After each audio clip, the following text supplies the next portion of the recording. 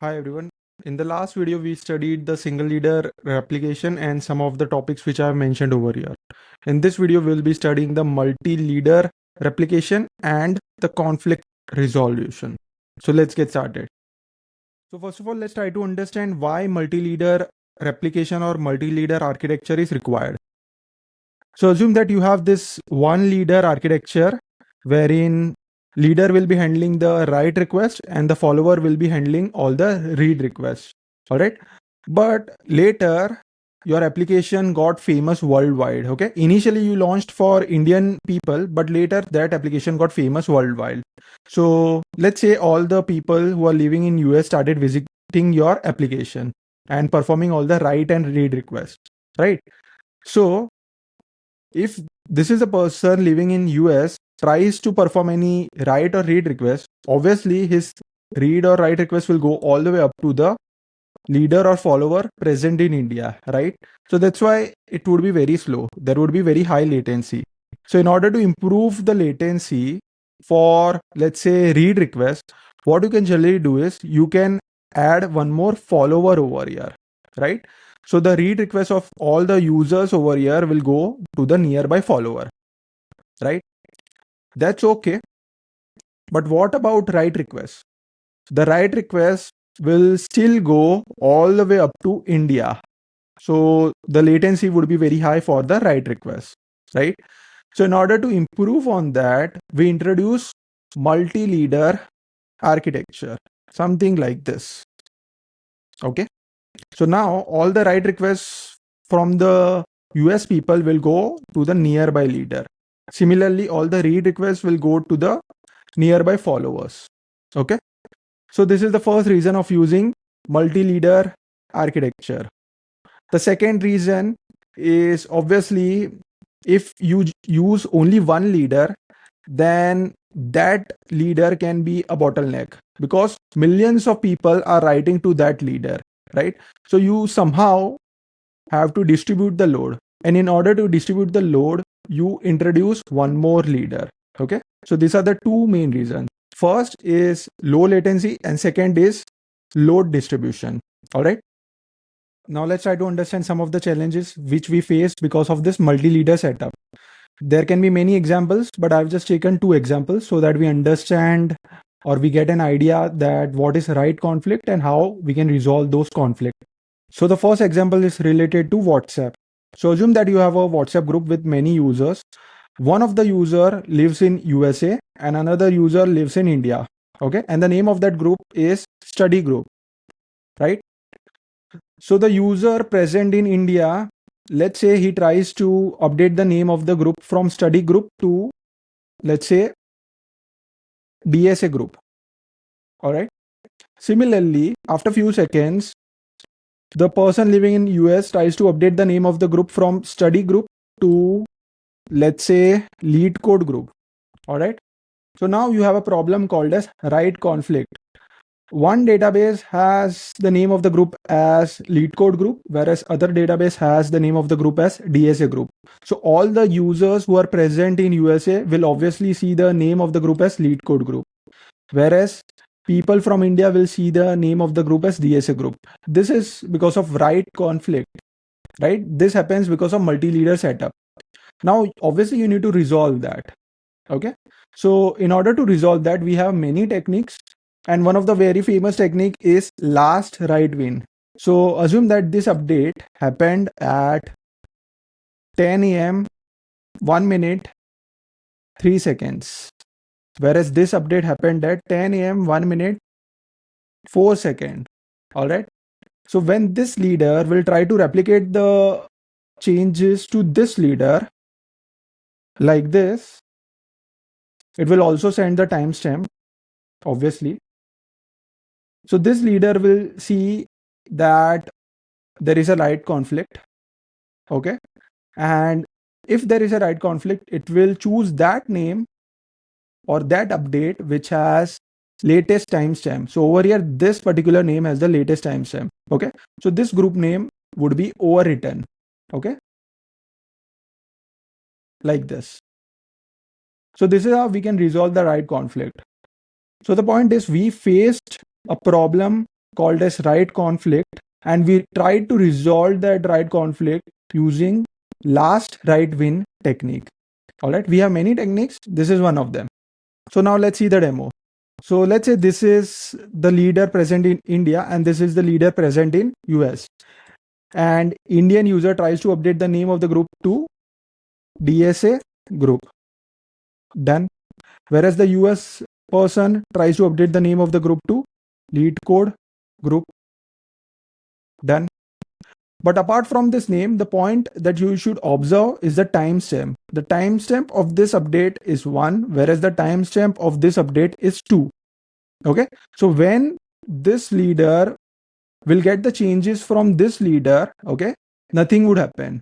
See, when I click on this button, nothing is happening. Why? Because this leader is sending this name along with the timestamp to this leader. But because this group name has a greater timestamp, nothing would happen. But when I click on this button, this leader is going to send this group name along with the timestamp to this particular leader. And obviously, since this has a greater timestamp, this would be overwritten. So see, right? This is because we are using last right win technique. Okay, so now let's see another example. And this example is related to YouTube. So assume that this leader is present in USA and this leader is present in India. Okay. And total number of likes which I have gotten on my latest YouTube video is 0. Okay. So now let's say 10 people from India likes my YouTube video. In that case, their right request will obviously go to this leader because this is a nearby leader, right? So the like counter will increase from 0 to 10. Similarly, let's say 8 people from US likes my YouTube video. So this like counter will increase from 0 to 8. All right. So now we have the right conflict. This leader is showing 8 likes. This leader is showing 10 likes, right? But this time, if you use last right win, okay? So assume that this leader tries to replicate the changes to this leader. And if you use last right win technique over here, then only one of this will be selected. Another one will be rejected, which is a data loss, right? We want the summation of both of them. We cannot, you can say, only select this. So that's why last right win is not a good conflict resolution technique in this particular right conflict problem. Earlier it was good, but in this example it is not. So in this example, what we can do is we can use version vectors. So let me show you how the version vectors would look like on a high level. So this is how the version vectors looks like on a high level. So this vector will store the like counter for each leader. For example, in this leader, the total number of likes I have gotten on my YouTube video is 8. On this leader, it's 10, right? So this is how each and every leader would be storing the total number of likes. Instead of storing one like counter, we would be storing the likes in this version vector. All right. Now let's say from USA, 5 people liked my video. So 8 will be increased to 8 plus 5, which is 13, right? Similarly, if let's say 10 people from India liked my YouTube video. So in that case, this 10 will increase to 20, okay? Now again, we have right conflict because this leader is showing something else, whereas this leader is showing something else, okay? So obviously a replication would happen among this leader. So let's say this leader tries to send the changes to this leader like this. Okay.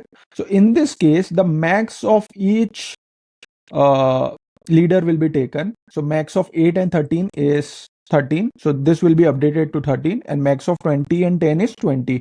So this 20 would remain as it is. So this is how the resolution will happen, right?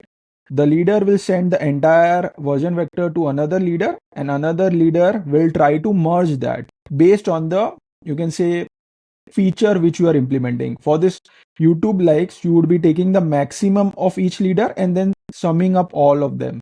So 13 plus 20 is, you can say, 33. So I have gotten 33 likes in total. All right. And again, this will be replicated to this particular leader, right? And it will take the maximum of both of them, and finally we'll get this as the result. Okay. So this leader will also show total of 33 likes. So this is how the conflict resolution takes place. Okay. When you are talking about distributed likes. In distributed like, we use version vectors like this. Okay. Like we would not directly use version vectors. Instead, we would be using something called as CRDT, which is conflict free replication data type. So in CRDT, we would be having multiple data types, and one of the data type is PN counter, which is used as a distributed counter in many systems. Okay. One of the use case of Redis is distributed counter, right? So that distributed counter under the hood uses this version vector stuff. Okay. So I hope now you got this point. Now see this interactive demo. So over here, assume that this is a leader in USA, this is a leader in Australia, and this is a leader in India. All right. So assume that 10 people liked my YouTube video from USA. So this will become 10. 7 people liked my YouTube video from Australia, and 5 people from India.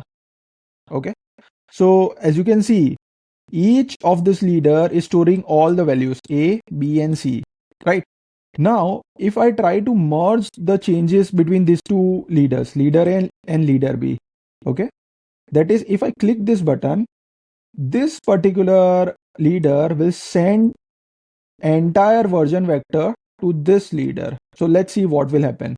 So before seeing, let me tell you what will happen. So we are just gonna take the maximum of 10 and 0, which is 10, 0 and 7, which is 7, and 0 and 0, which is 0. So total of 17 likes would be shown over here. See, right? Similarly, if I try to merge the changes between replica A and replica C, a total of 22 likes will be shown. So as you can see, okay, a total of 22 likes are shown. And if I send the changes from replica A to replica C by using this button, a total of 22 would be shown. Why? Because maximum of 10 and 0 is 10, 7 and 0 is 7, and 5 and 5 is 5. See, so this is how the version vectors work. And these version vectors are basically used by, you can say, G counter, which is one of the data type in CRDT. It is also used by PN counter as well. And this G counter or PN counter is very useful when you are building distributed systems, which has features like analytics counter, likes counter, view counters, etc. Okay. So in this video, we studied why multi-leader architecture is required. Later, we also saw one of the major challenge of multi-leader architecture, which is a write conflict. Okay. We studied write conflict with some of the real world example, and we also saw the conflict resolution for those examples. So if you found this video helpful, then please like the video and share this video with your friends. Thanks for watching.